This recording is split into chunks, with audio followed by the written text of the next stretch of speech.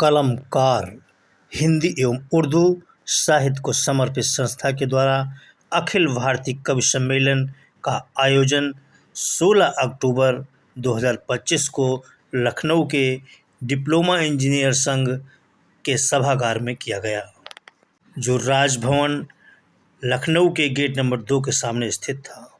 इस अखिल भारतीय कवि सम्मेलन में महेंद्र भीष्म जो साहित्यकार कथाकार हैं, उन्होंने दीप प्रज्वलित करके कार्यक्रम की विधिवत शुरुआत की।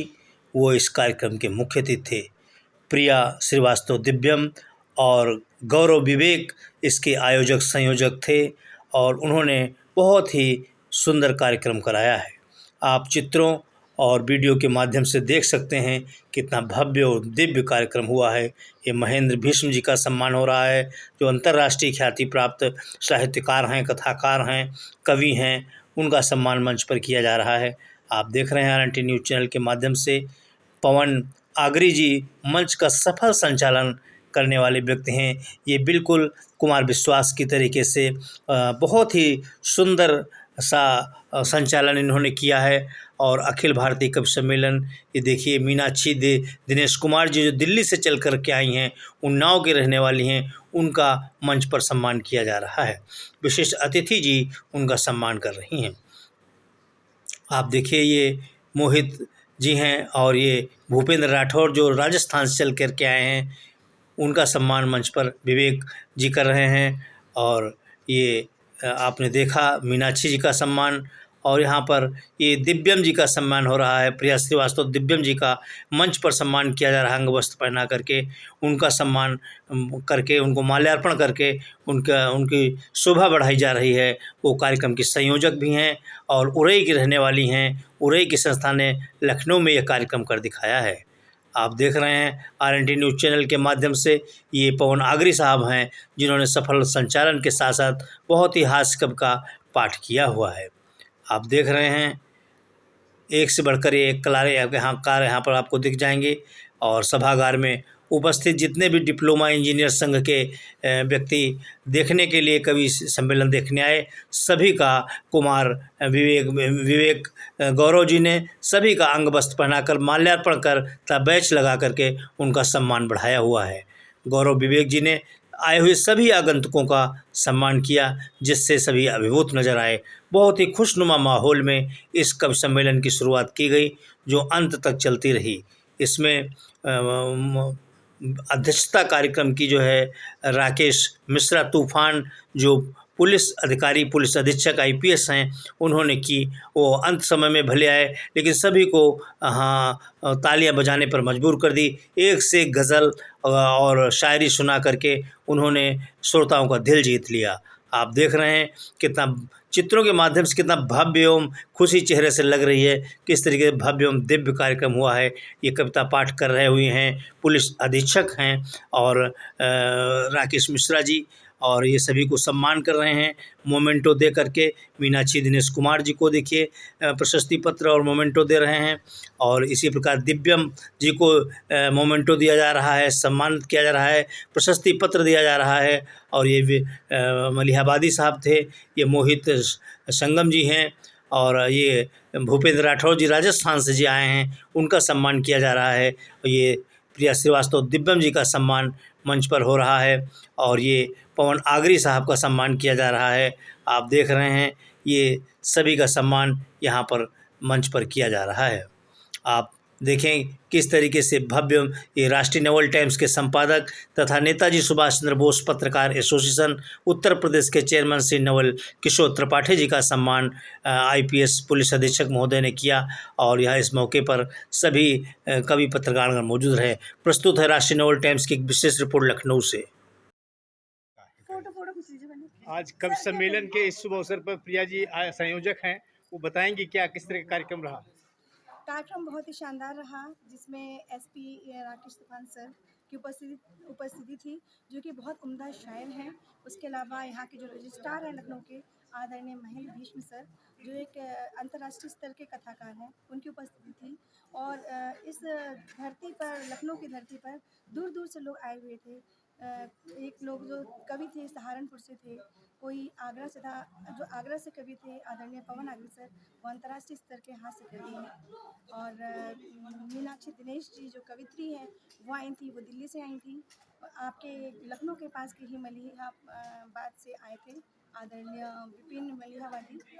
और मैं प्रिया श्रीवास्तव दिव्यम, यहाँ राजस्थान कोटा की धरती से आदरणीय भूपेन सर, और सहारनपुर की धरती से मोहित संगम जी, जो बहुत ही शानदार कार्यक्रम हुआ। सभी दूर दूर से आए थे और हमारे साथ एसपी सर भी हैं साथ में। हम बहुत एसपी शानदार। साहब से भी जान लेते हैं दोस्तों। आज बहुत ही आपने बहुत गज़लें ऐसी सुनाई जो मनमोहक मंत्रमुग्ध कर दिया लोगों को। तो क्या कहना चाहेंगे इस अवसर पर प्रिया श्रीवास्तव दिव्यम जो संयोजक हैं उनके लिए? देखिए, प्रिया श्रीवास्तव दिव्यम जी के संयोजकत्व में ये कार्यक्रम हुआ। कलमकार संस्था उनके द्वारा स्थापित है। उस संस्था के द्वारा आज यहाँ राजधानी लखनऊ में ये बहुत ही भव्य कार्यक्रम संपन्न हुआ। और कोटा, आगरा, सहारनपुर, लखनऊ और अन्य आसपास की जगहों से यहाँ पे कवि साहित्यकार पधारे थे और सबने एक से बढ़कर एक काव्य पाठ किया। सभी लोगों ने काव्य रस का रसास्वादन लिया। और इनकी संस्था और आज का ये जो कार्यक्रम था श्रोताओं और समाज के लिए एक नवीन दिशा देने वाला कार्यक्रम है। सामाजिक और सांस्कृतिक दृष्टिकोण से समाज को बेहतर बनाने की इनकी कोशिश है। इन कोशिशों के लिए हम इनको बधाई देते हैं और शुभकामनाएं देते हैं और उम्मीद करते हैं कि इसी तरह से ये आपकी ये संस्था इसी तरह से और अन्य बड़े बड़े कार्यक्रम आयोजित करती रहेगी, जिससे हम इस दुनिया को, इस समाज को और बेहतर बना सकेंगे इस तरह के कार्यक्रमों के माध्यम से आपके नेतृत्व में। बहुत बहुत धन्यवाद। आप राकेश मिश्रा तूफान जी को सुन रहे थे। बदनाम रहा हूं, कभी मशहूर रहा हूं, हर शख्स की आंखों का मगर नूर रहा हूं, हर शख्स की आंखों का मगर नूर रहा हूं।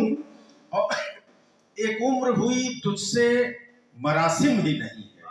मरासिम मतलब कोई रिश्ता, नाता, मेल जोल होना। कि एक उम्र हुई तुझसे मरासिम ही नहीं है, एक उम्र तेरे नाम से मशहूर रहा हूं, एक उम्र तेरे नाम से मशहूर रहा हूं। और आप पूरे लखनऊ में घूम के देख लीजिए, बड़ी बड़ी बिल्डिंगें हैं यहाँ, बड़े बड़े ठेकेदार हैं, बड़े बड़े बिल्डर हैं, बड़े बड़े ब्रोकर हैं बनाने वाले। लेकिन बनाने वाला जो होता है वो मजदूर होता है, अपनी कन्नी लेके और वो वो बनाता है। तो उस पे एक शेर यूं देखें कि एक उम्र तेरे नाम से मशहूर रहा हूं और मेरे ही पसीने से महकती है ये बस्ती, मेरे ही पसीने से महकती है ये बस्ती। एक उम्र तलक मैं यही मजदूर रहा हूं, एक उम्र तलक मैं यही मजदूर रहा हूं, बदनाम रहा हूं, कभी मशहूर रहा हूं।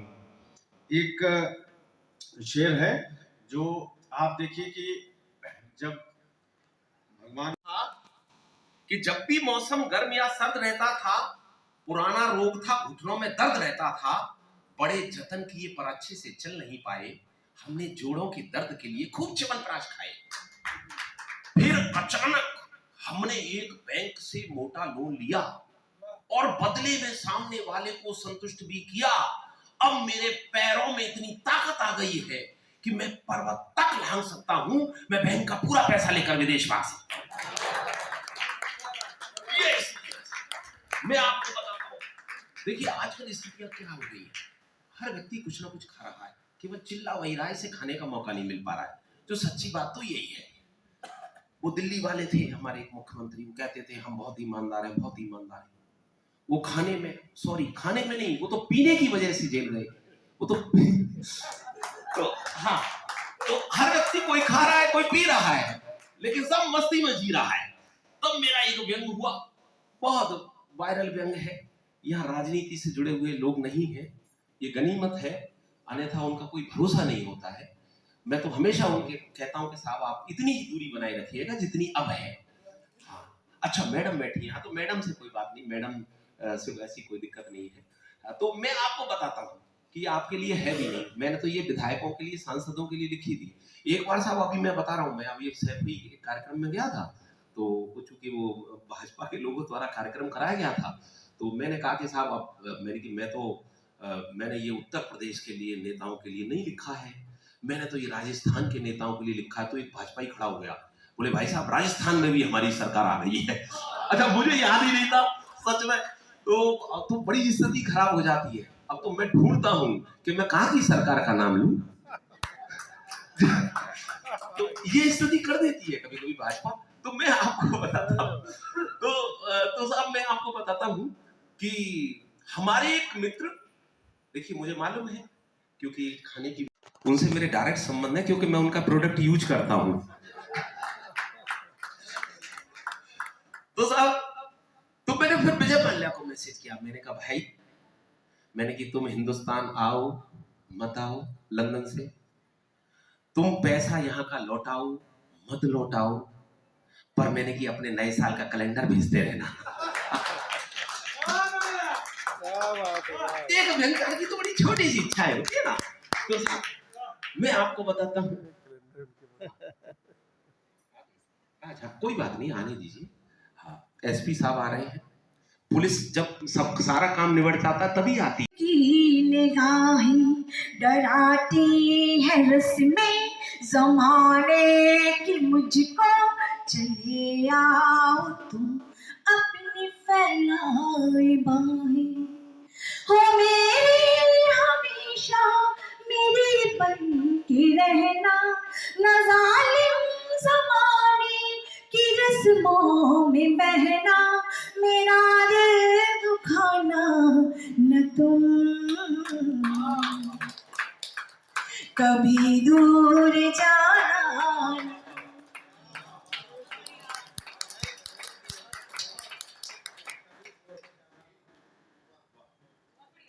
कभी दूर जाना न तुम, कभी दूर जाना न तुम ही से हर एक सुबह मेरी सुनहरी सुकून बख्श शाम और दिलकश दोपहरी, तुम्हारे लिए रहती बेचैन सांसें, तुम्हारे लिए रात रहती है ठहरी, है सब कुछ तुम्हारे लिए मेरे प्रियतम, न देना कभी दूर जाकर मुझे गम, हाँ मुझको सताना न तुम कभी दूर जाना न तुम, सदा पास रहना मेरे, कभी दूर जाना न तुम। और प्रेम में एक जो डर होता है तब कहती हूँ, करीब आए हो तो न अब दूर जाना, न हर किस बनाना कोई भी बहाना, करीब आए हो तो न अब दूर जाना, न हर किस बनाना कोई भी बहाना, खफादिल ही दिल में न रहना कभी भी, खता मुझसे कोई हो बेशक बताना, तुम्हीं से तो पुरनूर दिल का मकान है, तुम्हीं से तो रोशन मेरा जहां है, ये खुशियाँ मिटाना न तुम कभी दूर जाना न तुम, सदा पास रहना मेरे, कभी दूर जाना न तुम। बहुत बहुत जब हम किसी से प्रेम करते हैं उसके प्रति हमारी भावनाएं और आशाएं जितना चाहे उतना चाहोगे, आखिरी सांस तक निभाओगे, मुझको बाहों में लेके कह दो ना, मुझको बाहों में लेके कह दो ना, छोड़कर मुझको तुम न जाओगे, छोड़कर मुझको तुम न जाओगे, तुझ पे मैं जान निसार करती हूँ और दिल से तुझी पे मरती हूँ। जल्द लौटूंगा कह गया था तू, जल्द लौटूंगा कह गया था तू, आज भी इंतजार करती हूँ, आज भी इंतजार करती हूँ। एक गीत यहीं से अपना एक गीत प्रारंभ करती हूँ। मेरे मन का गीत है और प्रथम बार मंच पर पढ़ रही हूँ इसे। आप सभी की प्रतिक्रियाएं बताएंगी कि मुझे इस गीत को लेकर आगे बढ़ना है या यही छोड़ देना है। तो मैं चाहती हूँ जो बात आपके दिल के द्वार को दस्तक दे वह आपकी प्रतिक्रिया मुझ तक पहुंचे, और प्रतिक्रिया का माध्यम ताली है। आह वाह और तालियां, जो भी आप लोग खुले मन से बैठ जाइए और मेरे इस गीत को सुनिए, सुनेगा जी।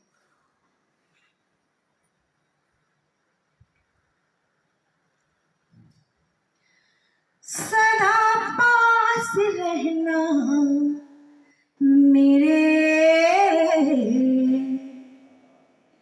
कभी दूर जाना न तुम, सदा पास रहना मेरे,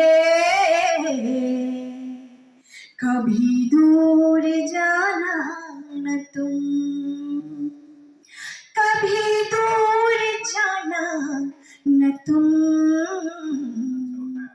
कभी दूर जाना न तुम, सदा पास रहना मेरे, कभी दूर जाना न तुम। है दुश्वार बेहद मोहब्बत की राहें, मोहब्बत पे क्यों है सभी की निगाहें। सबका माँ वीणा पानी को प्रणाम करती हूँ। भैया थोड़ा सा प्रणाम। हेलो, नहीं आवाज खींच रहा, अभी ठीक है। आप सभी को सादर प्रणाम करती हूँ। मंच पर उपस्थित एक शानदार टीम और उसको ले जाने वाले, उस नैया को पार लगाने वाले आज के जो संचालक हैं हमारे अंतर्राष्ट्रीय हास्य के बेहद पवन सर, और मंच पर उपस्थित सभी को प्रणाम करती हूँ। आदरणीय महेंद्र सर और आप सभी की उपस्थिति को सादर प्रणाम करती हूँ। किसी भी शुभ कार्य की शुरुआत हम ईश वंदना से करते हैं। आदरणीय गौरव जी बैठे हैं, प्रणाम करती हूँ। किसी भी शुभ कार्य की शुरुआत हम ईश वंदना से करते हैं। हम ईश्वर का आवाहन करते हैं, उनसे प्रार्थना करते हैं कि वो आए और हमारा कार्य संभालें। इस शुभ कार्य का शुभारंभ होने जा रहा है। मैं माँ सरस्वती के चरणों में प्रार्थना की पंक्तियां अर्पित करने जा रही हूँ। तो जब मैं माँ सरस्वती के चरणों में प्रार्थना की पंक्तियां अर्पित करूं तो मेरा आपसे अनुरोध है कि आप अपने भावों को मेरे भावों के साथ जोड़ें, ताकि हम दोनों मिलकर माँ सरस्वती की आराधना को, पूजन को प्रारंभ और संपन्न कर सकें। माँ के चरणों में पंक्तियां निवेदित करती हूँ। माँ वीणा वादिनी मुझे वरदान दीजिए, माँ वीणा वादिनी मुझे वरदान दीजिए। सब पर किया है मुझ पे भी, सब पर किया है मुझ पे भी एहसान कीजिए। माँ वीणा वादिनी मुझे वरदान दीजिए। माँ वीणा वादिनी मुझे वरदान दीजिए। मैं लोक हित की भावना गीतों में भर सकूं। मैं लोक हित की भावना गीतों में भर सकूं। मैं लोक हित की भावना गीतों में भर सकूं। करके कृपा मुझे भी माँ कुछ ज्ञान दीजिए। करके कृपा मुझे भी माँ कुछ ज्ञान दीजिए। माँ वीणा वादिनी मुझे वरदान दीजिए। वर्षा हो रस की ज्ञान की गंगा बहे सतत। वर्षा हो रस की ज्ञान की गंगा बहे सतत। वर्षा हो रस की ज्ञान की गंगा बहे सतत। हर शब्द को काव्य का प्रतिमान हर शब्द को काव्य का प्रतिमान दीजिए। माँ वीणा वादिनी मुझे वरदान दीजिए। भूलो न तेरा नाम करूँ रात दिन नमन। भूलो न तेरा नाम करूँ रात दिन नमन। भूलो न तेरा नाम करूँ रात दिन नमन। विस्मृत न हो जो माँ कभी वह ध्यान दीजिए। विस्मृत न हो जो माँ कभी वह ध्यान दीजिए। माँ वीणा वादिनी मुझे वरदान दीजिए। दिव्या में तेरी ही बेटी है करती है याचना। दिव्या में तेरी ही बेटी है करती है याचना। दिव्या में तेरी ही बेटी है करती है याचना। आंचल की छाँव चरणों में स्थान दीजिए। आंचल की छाँव चरणों में स्थान दीजिए।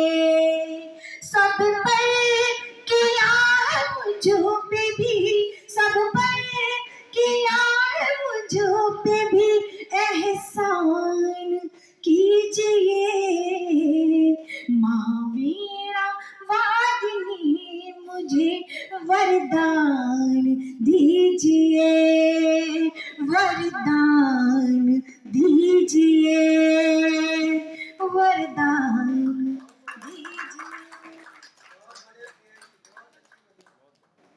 दीजिए। भारत माँ फिर किस पर इतराएगी? ये विरासत न होगी तो कहाँ विश्व गुरु कहलाएगी? आपका ये जगना इस देश को शिखर तक ले जाएगा। आप यदि सो गए तो पीढ़ियां इतिहास भूल जाएंगी। क्या बात है, वाह वाह वाह। पीढ़ियां इतिहास भूल जाएंगी और मर्यादा तार तार होती बिखरे हुए जज्बात। गौरव भाई, इस मंच का परिचय मैं आपको सौंप रहा हूं। क्यों इन्होंने इस कविता के मार्ग पर चलना स्वीकार किया? मर्यादा तार तार हो चुनौती झेलता, अनगिन अंधेरी रात हो, महलों में गिरवी हो, जब यंत्र खेती खलिहान के भूखे मरते हो, जब बच्चे मजदूर किसान के धर्म पर संकट खड़ा, अधर्म का बोलबाला हो, इंसान और शैतान में खिंचाई पाला हो, सीमाओं पर प्रश्नों के जब बादल मंडराते हो, तब अंधकार की छाती पे जो दीपक साल जाते हो, जिनकी प्रबल मुखरता ही तो इतिहासी नब्ज टटोलती है, सारी दुनिया मौन रहे लेकिन कविता बोलती है। क्या बात है भाई, बहुत अच्छे बोल, बहुत बढ़िया बेटा, वाह वाह वाह, जिंदाबाद। दुनिया मौन रहे वाह, लेकिन कविता बोलती है। कई बार मेरे सामने सवाल खड़ा होता है कि कविता का रास्ता तो ठीक था, लेकिन यही रास्ता क्यों? क्या जरूरत पड़ी आपको चीखने और चिल्लाने की? तमाम सवाल और जवाब में ये 4 पंक्तियां। सम्मान की माला है कोई हथकड़ी नहीं, बेकार वो साधना जो वक्त पर लड़ी नहीं। हम शब्द के साधक, कविता है जहां हमारी, पर कोई भी कविता यहाँ वतन से बड़ी नहीं। बहुत बढ़िया, कोई भी वाह वाह कविता वाह, यहाँ वाह वतन से बड़ी नहीं। क्या बात। मैं जिस आंगन में पला बड़ा, जिन पद चिन्हों को शीश नवाया, जिस परिपाटी पर चल चल कर मैंने एक कविता धन पाया, वो परंपरा मुझको सिखाती, यूं शब्दों को करते व्यर्थ नहीं, जो स्वार्थ सिद्धि में रची गई, उस कविता का कोई अर्थ नहीं। ये धर्म नहीं कविता का जो पानी को दूध लिखती रहे, बुजदिल कायरों का जो यहाँ सदा ऊंचा वजूद लिखती रहे। अरे धार के अनुकूल तो कभी बहना नहीं, हो सके तो उसे मोड़ देना, देशद्रोहियों का गुणगान लिखना पड़े उससे पहले कलम तोड़ देना। क्या बात है भाई, बहुत अच्छा, बहुत बहुत। वो शहीद भारत के बेटे जिनके हर सपने में देश था, वतन परस्ती की आग से जगमगाता परिवेश था, वो कल भी हमारी जान थे, दिलों में धड़कते हैं आज भी। वो मेहनत की पगड़ी है, वही तो संघर्ष के ताज भी। वो सदियों से जिंदा रहे, वो सदियों तलक जिंदा रहेंगे, सीना तान के जिएंगे, ना कभी शर्मिंदा रहेंगे। अरे गुलामी की धूल जिसने, हाँ गुलामी की धूल जिसने निज रक्त धार से हटाई हो, उसको चरखों से मतलब नहीं, जिसके पुरखों ने गर्दन कटाई हो। क्या बात, बहुत बढ़िया, वाह वाह वाह। जिसके पुरखों ने गर्दन कटाई हो। थोड़ा सा आगे बढ़े तो कहा गया कि कुछ बात है कि हस्ती मिटती नहीं हमारी। वो बात क्या है? किस लिए जाने गए हम, इस कहानी का सार क्या है? भरत वंश की भव्यता का दुनिया में आधार क्या है? आखिर क्यों ये झंडा शान से लहराता रहा? क्यों सदियों तक सागर भी इसके गीत गाता रहा? खून पसीने की मिट्टी केवल बातों की भूखी नहीं, इसलिए फसलें फलती रही, समर्पण की गंगा कभी सूखी नहीं। ये विरासत है हमारी, यही तो पहचान है, इसी के दम पर बचा आज तलक ये गुमान है। संतान वो कायरों की होंगी, संतान वो कायरों की होंगी, केवल जो वरदान मांगती है। वीरों का इतिहास कहता, ये धरती बलिदान मांगती है। वाह वाह वाह वाह वाह वाह। ये धरती बलिदान, ये शैतानी रहेगी। यहाँ कितने आकर चले गए, फिर तेरी भी ना कहानी रहेगी। भारत को आंख जो दिखाते, वो कान खोल सुन ले जरा। मेरी माँ सदियों से रानी थी, सदियों तलक रानी रहेगी। वाह वाह वाह। एक बार जोरदार तालियां मोहित संगम के लिए, शिवा तेवर के लिए, जिसने अपनी ओजपूर्ण वाणी से इस माहौल को बहुत ही ऊर्जा दी है। और मैं चाहता हूँ सुंदर आयोजन किया। गौरव भैया बैठे हैं, उन्होंने जो कुछ भी वो साहित्य के लिए करते हैं, कहाँ कहाँ नहीं जाते हैं, उनको बहुत बहुत बधाई देती हूँ। और मूलतः मैं उन्नाव की हूँ। तो आप सबका थोड़ा दायित्व बनता है। ये लखनऊ मेरा ननिहाल भी है और आज के हाल में मेरा ससुराल भी है, क्योंकि ज्यादातर ससुराल के लोग भी मेरे यहाँ रहते हैं और 2 लोग अभी उनमें से यहाँ पर बैठे हुए हैं। मेरी नंद बैठी है बड़ी, और वैसे जीजा जी बैठे हैं, लेकिन जीजा जी ऐसे हैं जो भैया है और भैया ही कहती हूँ, तो ये भैया और दीदी बैठे हैं हमारे। तो एक बार जोरदार तालियां बजाइए मेरे ससुराल वालों के लिए भी। वैसे मैं बताऊं मीनाक्षी जी, आपने कवियों को एक ये संदेश भी दिया है कि जिस भी कवि सम्मेलन में जाओ अपनी श्रोता भी खुद बुला के रखो। तो एक बार जोरदार तालियां मीनाक्षी जी के लिए। बहुत खूबसूरत पढ़ती है, बहुत अच्छे श्रृंगार गीत पढ़ती है। बिल्कुल, मैं 4-4 पंक्तियों से शुरू होती हूँ आपके मध्य में। मोहित ने वैसे सही कहा कि खाली कुर्सियां हैं कि जिम्मेदारी आप पर ज्यादा बनती है, और बहुत सुंदर पढ़ा मोहित ने, और उसके बाद विपिन जी ने, और अब मेरा क्रम है, आपको आगे तक जाना है। 4 पंक्तियां आपके लिए कहना चाहती हूँ कि खिले बाग मन का वो माली तो दे दो, खिले बाग मन का वो माली तो दे दो, लगे फूल जिस पर वो डाली तो दे दो, तुम्हारे बुलाने पे हम आ गए हैं, जरा मेरे गीतों को ताली तो दे दो। वाह वाह वाह वाह मीनाक्षी, वाह वाह वाह, क्या बात, वाह। और यहाँ से 4 घंटे की दूरी पर, या मुझे लगता है 3-4 घंटे की दूरी पर, एक सुंदर सा नगर है जिसका नाम है अयोध्या। जब दीपावली का त्योहार आ रहा है, और पहली दीपावली जो कहीं से आई थी, कहीं मनी थी, वो अयोध्या में मनी थी।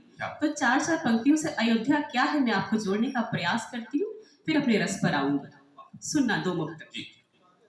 दशरथ के पुत्र प्रेम की है प्यास अयोध्या, महलों में भी उर्मिल का है वनवास अयोध्या।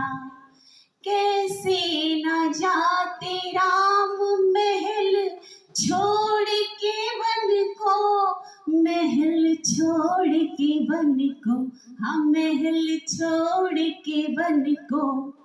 शबरी के झूठे बेर की है आस अयोध्या, शबरी के झूठे बेर की है आस अयोध्या।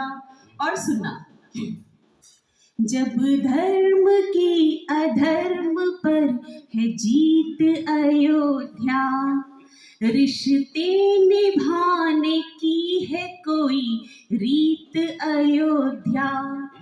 जब सिर धरी खड़ाऊ भरत ने थी राम की, भरत ने थी राम की, भरत ने थी राम की।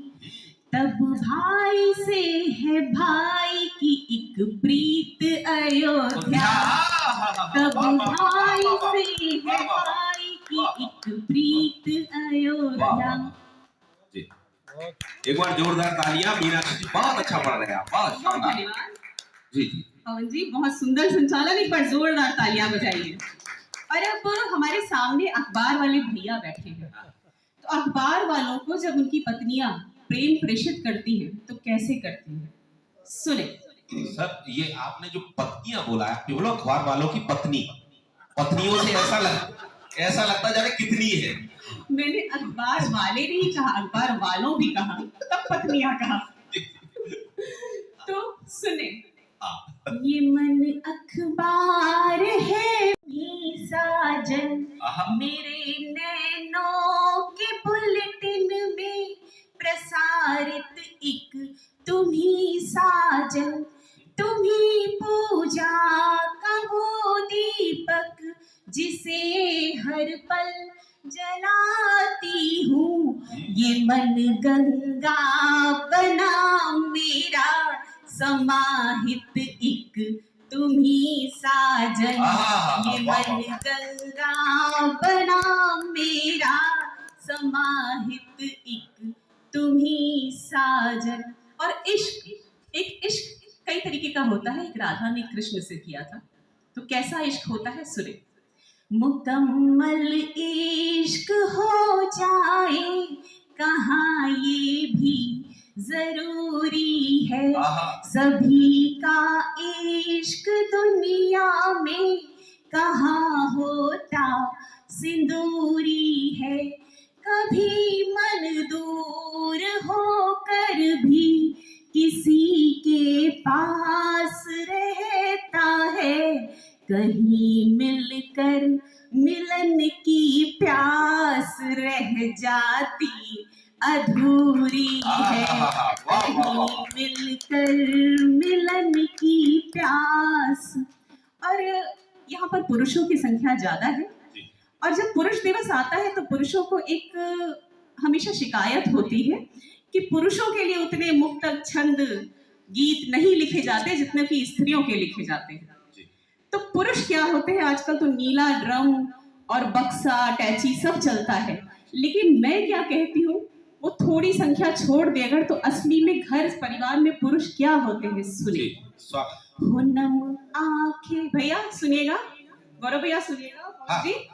हो नम आंखें भले इनकी हंसी के पल है ये लड़के, हो नम आंखें भले इनकी हंसी के पल है ये लड़के, हो कोई प्रश्न की सूची तो सबके हल है ये लड़के, वो छोटा सा खिलौना या कोई आंखों का हो चश्मा, घर में छोटे से लेकर बड़े, वो छोटा सा खिलौना या कोई आंखों का हो चश्मा, जो हर आशा को दे जीवन, वो गंगा जल है ये लड़के, हर आशा को दे जीवन।